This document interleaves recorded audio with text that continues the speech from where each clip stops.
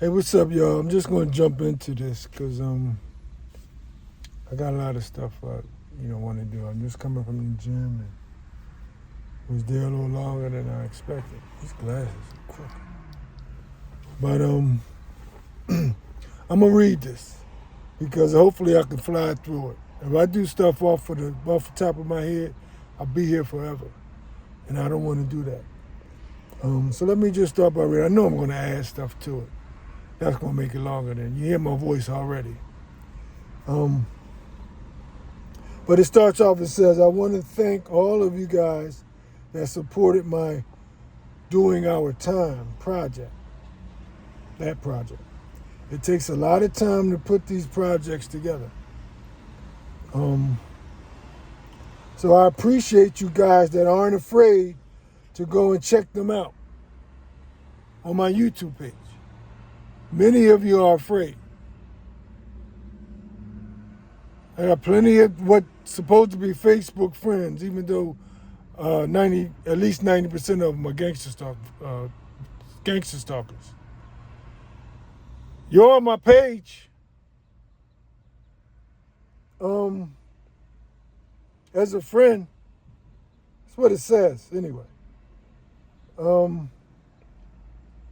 But I appreciate those that do go,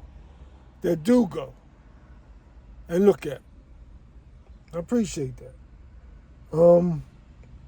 Once again, I used a lot of clips from the movie If Beale Street Could Talk. It's the second of my many screenplays, well, not many. It's the second that Barry Jenkins has not only received credit for, but has gotten Oscars for. My works. He's gotten credit for Moonlight and If Beale Street Could Talk. He's gotten the credit for Moonlight in 2016. He's gotten the credit for Beale Street in 2018. Oscars for both movies.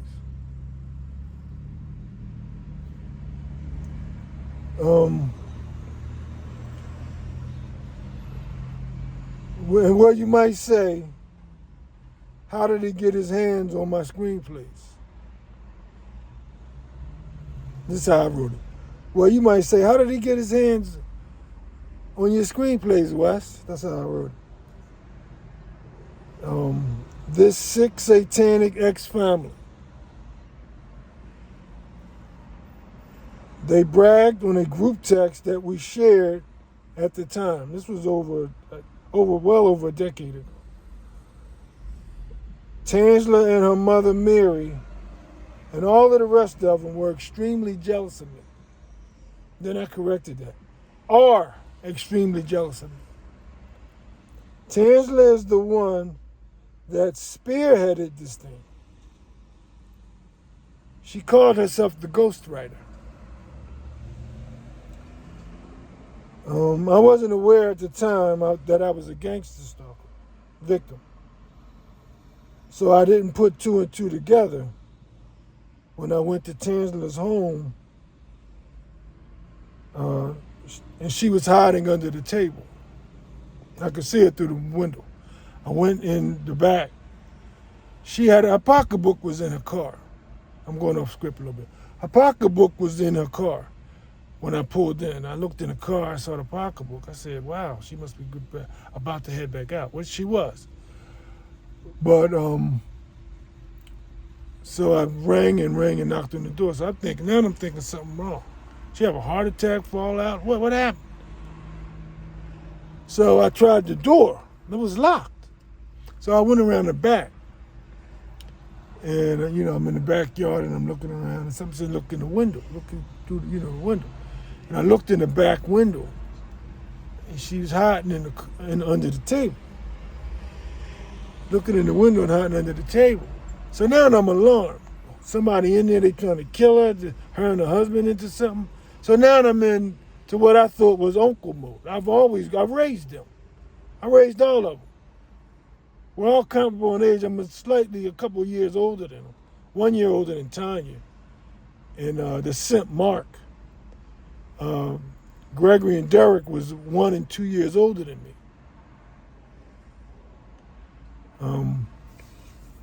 That's how close we were in age. My mom was having children with her children. Those were her light-skinned girlfriends. She was having children with her daughters. But that's part of this satanic thing, polyamory and all that stuff. Babies out. I'm getting way off script, but hey, that happens. Y'all know that happens.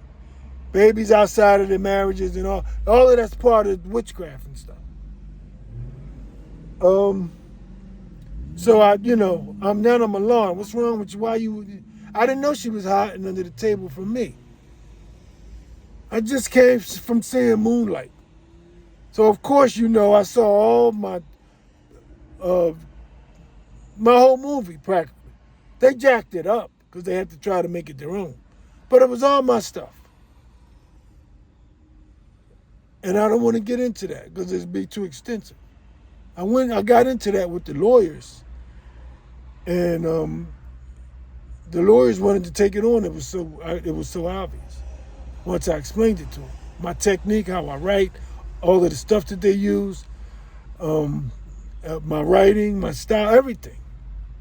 You can see it in the script. I compared the scripts. But then they scared the hell out of the lawyers. And the second time I talked to them, they were petrified of me. No, you got to leave. You got to leave. This is where all this hush and mum and be quiet and shush. This is why this is around me all day. They don't want this kind of stuff to come out. I didn't mean to get into all this. I'm already 7 minutes into this thing. But I was concerned that she was underneath the table. What are you hiding from? And once she was relieved that I was concerned about her, she came from under. She opened the door and she made a lie up. I'm hiding from my mom. I don't feel like it today. And that was kind of easy to believe because Mary is exacerbating, and there is a thing about her mental illness within at the time. But that was the rules that they was using for her behavior. And, so I disregarded. I was just relieved that wasn't nothing really, because she was hiding under the table. I know now, because they know my every move, they were letting them know he's coming from seeing Moonlight. And he's furious. And she was the ghostwriter. I didn't think it was her at the time. I thought it was her mom, because I was living in her mom, a house that she acquired. I ain't going to get into that. It's too deep. I ain't going to get into that. But once I, left, they made me vacate my house. Made it so bad. I moved into that house. So I was there, and that's when you hear my voice, crazy stuff was going on. And so I knew I didn't know how they was getting stuff from my computer. I thought it was cameras and all this kind of stuff, and they fed off of that. I didn't know it was voodoo and witchcraft, and they was... Anyway, let me keep going, man, because I can get all real deep into that. Let me keep going. Well, you say, how did they get their hands on your screenplays, Wes? This same sick ex-family, they bragged on a group text that we shared almost 10 years, well over 10 years ago, probably 2 decades ago. Tans and her mother Mary and all of the rest of these sickos were extremely jealous of me. Tansla spearheaded the thing. She bragged, and they do it indirectly. At the time, I didn't think anything. There were coincidences of my stuff, but I was skeptical. I knew I was living in that house that Mary acquired, and I knew they were getting my stuff. I didn't know how, but I was concerned as to whether they would use it or sell it to Hollywood, and I was right. I was right. I saw my stuff up on the screen, and when I rushed at the time, I'm thinking Mary. So that's what I was going in for, to tell how sick her mother was. But she had every right to be underneath that table hiding. I didn't know at the time.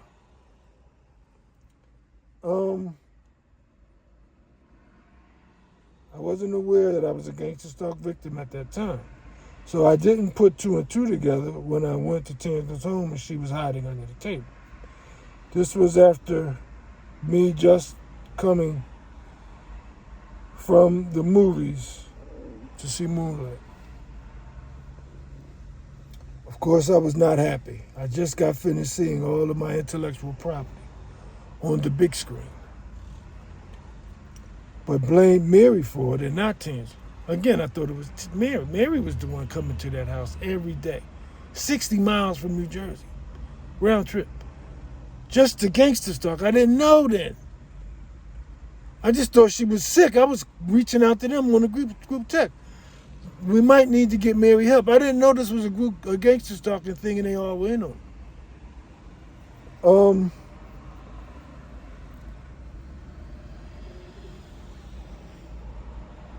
But I blame Mary for it and not Tina. They're scumbags. I must have been at that point by the time I was writing this. They are scumbags, but they are. They're scumbags. Now I'm not going to break down and compare the screenplays in the movies. That would be we'd be here all day. Because y'all can imagine at the beginning that this was over 10 years ago. Well over 10 years ago. I think I said 16 and Moonlight was in 16. And Beale Street was in 18 when they won all these accolades on my stuff when it came out. So it was a decade. We're talking about at least a decade. So it would take all day to explain all that to you. I broke it down to the lawyers. The lawyers said, please, I'll take this.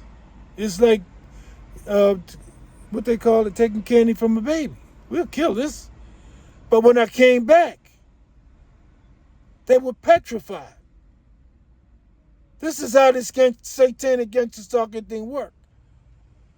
Some of the lawyers moved from the location. Because I said, I'm not giving up. You were too gung-ho the last time I was here.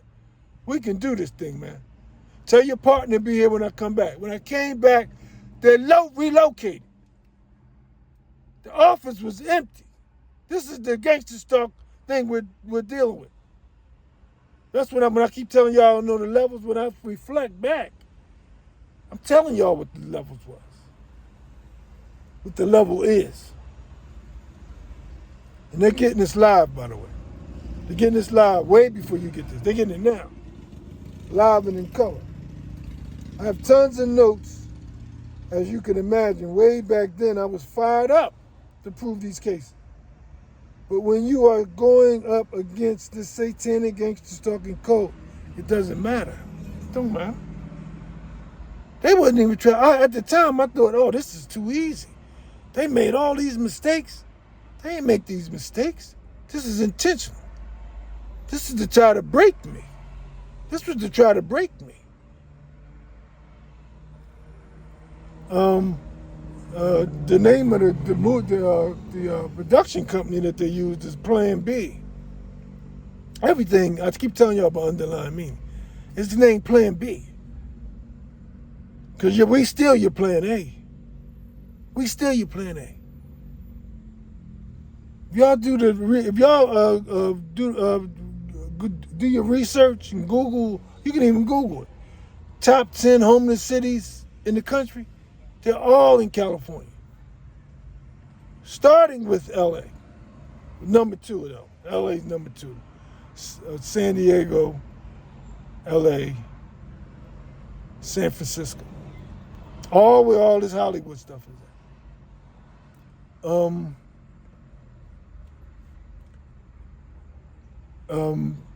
And number 1 is New York. This is where they steal all your dreams, hopes and dreams. Their biggest gesture, one of their biggest gestures, I ain't gonna say the biggest, one of their biggest gestures is dream. Dream. One of the biggest shirts they wear around me is Dreamville. We steal all of that. We steal your dream. They put you on, then they make you a gangster stalk victim. Then they put you on the street. LA has one of the top 3 homeless cities in America is New York, LA, and San Diego. All where you do all your movie production and entertainment, Broadway and all that stuff. They steal your hopes and they steal your dreams. They know you put your life in all of that. Then they keep you from working. You can't get no money, or even though even if you did have the money, you can't do nothing with it. The lawyers are petrified. Judges are petrified. They will not go up against it.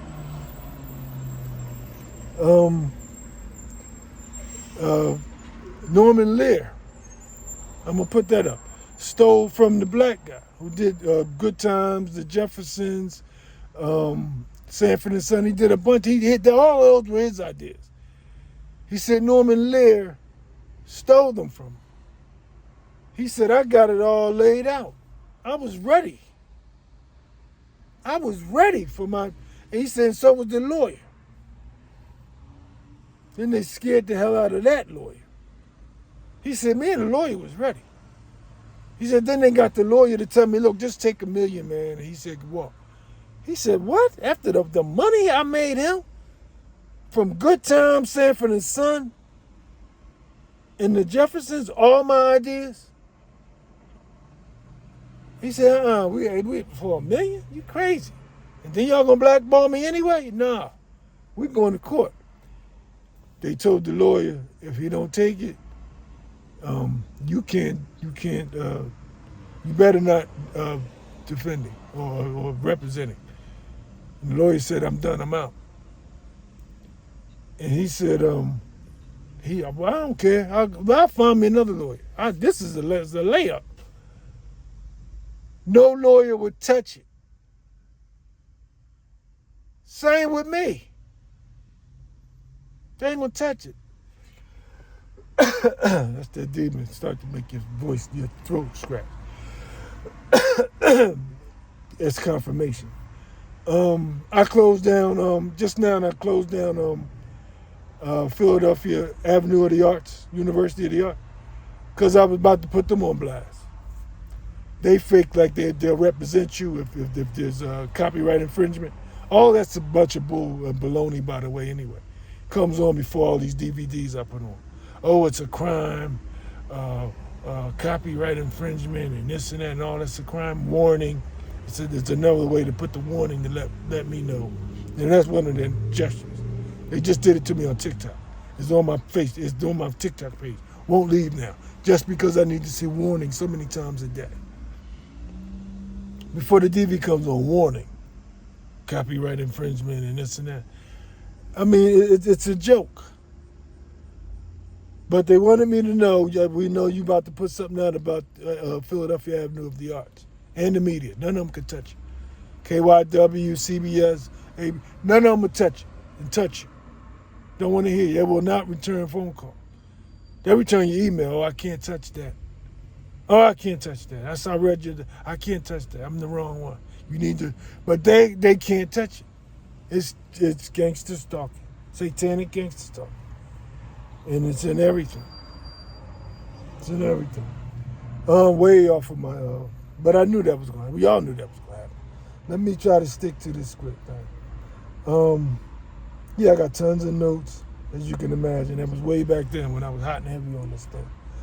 But when you are going up against this sick satanic gangster stalking cult, it doesn't even matter. The lawyers are more afraid than the police are of this cult. And many of them are a part of it, of course. They're starting to walk by now. Book bags and USA, and the blue and the black, all that. They're starting to walk by now.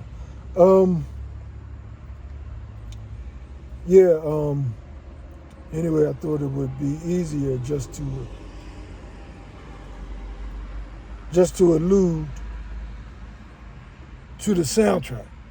So I'm just going to give y'all a few, just one song that they used. And again, I would say to myself, wow, they could have changed the song. They could have found any kind of song. Why steal my soundtrack too? Y'all telling on yourself. Yes, they are. They want you to know. Untouchable is how they feel. But at the same time, they got you handcuffed. You can't move, or they'll come after you. Cowards. They got your handcuffed. Yeah, we'll do this for you, but you're handcuffed for life to this demon, to this devil, to Satan.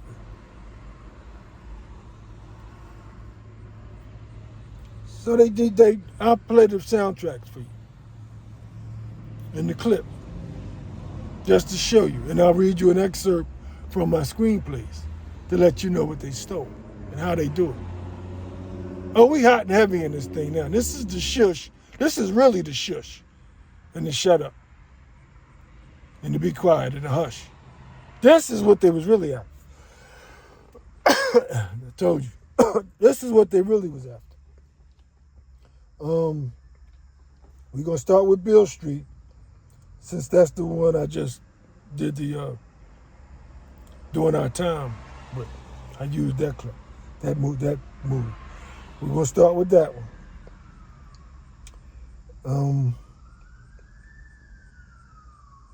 Yeah, I'm going to read one of my scenes. You hear the alarm.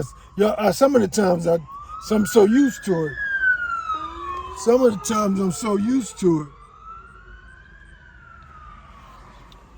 I just got back from the gym and back in my area. So it's more prevalent in my area, but it's wherever I'm at.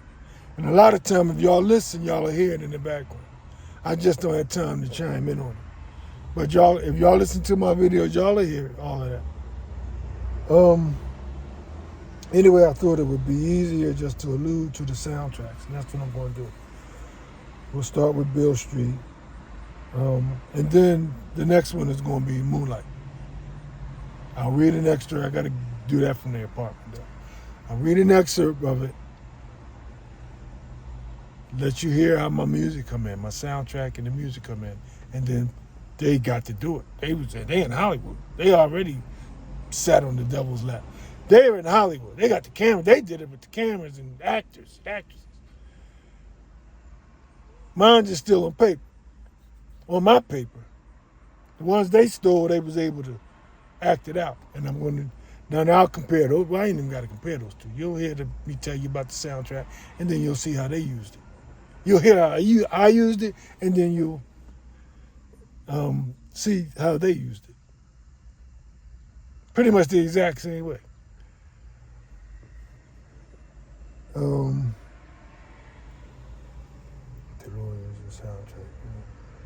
All right. And you know what? I'm going to add an excerpt of the interviews and how they tell you the song that they chose. They're taking credit for it. They actually take credit for it. Oh, I picked this song. Barry Jenkins was 35 at the time of this, when he made Moonlight. When they gave him my script to make Moonlight. He was 35. Hello Stranger was made in 1963. He wasn't born till 1980. 1980. He was born in 1980. He's 44 now. He was born in 1980. 17 years prior. I'll give you, I still got to fill that stuff in when I get back to the apartment. So I'll tell you the back story with all that. How I used Hello Stranger. He's got to tell his side of how he used it, and then in the same breath he talks this crazy modern day stuff that I never heard of. New wave. I used new wave. I did this. It didn't even make sense. Then he talked about how I would really have to go into my notes. See, a lot of my notes. He talked about why he held they shot over like 5 days late because he needed to add some scenes. All that's in my notes. I ain't watched that movie again. All that's in my notes, and I'll explain why he had to stop, because I had added something. So he had to add it too. The verbatim, everything is in the. I'm sneaking and getting into it. I don't want to get into it. I'm gonna show y'all the soundtracks, and I'm gonna give y'all the sound bites of them in interviews, trying to add why they use the particular song. And I ain't forget that Terrell Craney. It's just a Terrell Craney that was supposed to be an assistant with Barry Jenkins with this. He did his interviews too. I can't find him, but he sounded just like some of the characters. Why I chose certain characters. He gave the same reasons. That's how deep they were into my stuff. Oh, I knew somebody such and such. That's how deep they were in my stuff. And so with him at the time, I told you how hot and heavy I was at first, on fire with this thing. I sent a letter to the head of Yale. That's where he's supposed to be teaching theater or whatever. The head of Yale, they ain't respond back. They can't touch this thing. They know how it works. I said, these cats stole my stuff, man. At least have the honor and integrity of reaching back to me and responding. They can't. They know how it works. They're all thieves. They're all thieves. One of their girlfriends told me, one of the girls they sicked on me, she used to do her little thing. She used to do plays and stuff like that. And she said, I reached out to her one time. I said, girl, you know I heard your Ayala Van Zandt use your lines on her show or whatever. She just chuckled. She said, yeah, they all do that. But she's into the same stuff they into. So she know how it go. She chuckled and said, yeah, they all steal. They all do all that. They steal all your stuff. And it might have been her that made me pipe down a little bit. Because I was way up here, man, with this thing. I was way up here. I rebuked me saying I was on fire or whatever. I rebuked that in the name of Jesus because that's one of their threats. The fire gesture. That's one of their threats. But I was about to say it again. I was full tilt. I'm gonna prove that's my stuff. That's where I was at.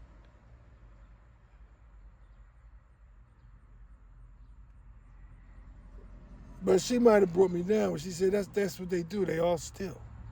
They still. She wasn't mad. I said they stole your whole. That was the title of yours though. That's what they do. They steal. I heard. I couldn't. Not only that, but there's so much stuff out there. Commercials, of course, movies, TV shows, stand-up comics. Man,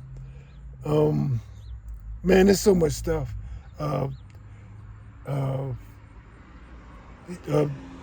What's that called? Like television magazines or whatever, hard copy and all of that stuff. Everything. My stuff was everywhere. It was like they were selling it to everybody. All of my stuff. I could run stuff. Maybe one day I might. I said I was going to do a few for y'all. But I couldn't do all of them. It's way too much. It's way I don't even like going in my old notes. It's way too much. Because then I say, well, I'm addressing this now, and then all the way back then, it's way too much. The commercials and whatever I was watching, they had to have a commercial to let me know we got all your stuff.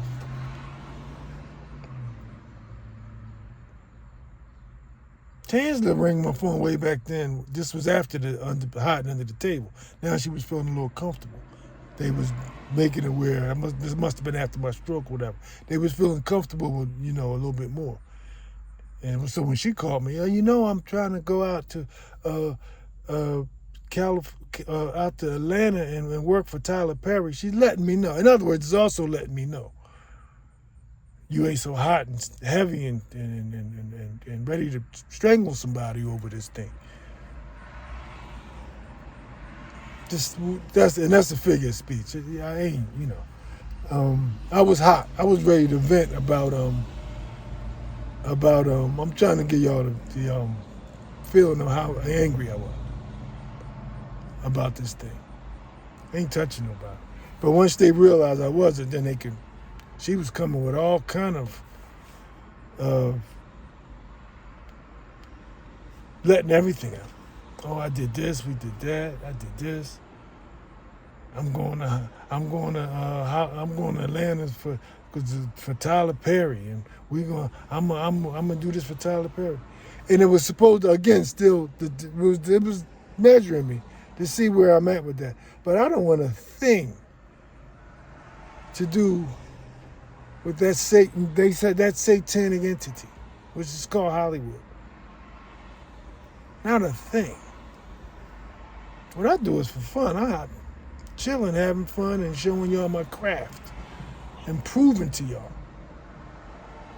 how they stole from me. I've made millionaires and billionaires. I don't want a thing to do with them. They're 3,000 miles away from where I'm at. I wanted to stay that way. I wish I could send this sick, satanic, those folks, them ex folks, 300,000 miles away. I like my distance. Stay away from me. I don't want a thing to do with that Satan. And that's your father. Anyway, I got to put those pieces up with this. This took way. I know I keep thinking I could do stuff in a few minutes. It can't be done. There's too much in here. There's too much in here. It can't be done. I'll get to that, the other stuff I got to get. I'm out.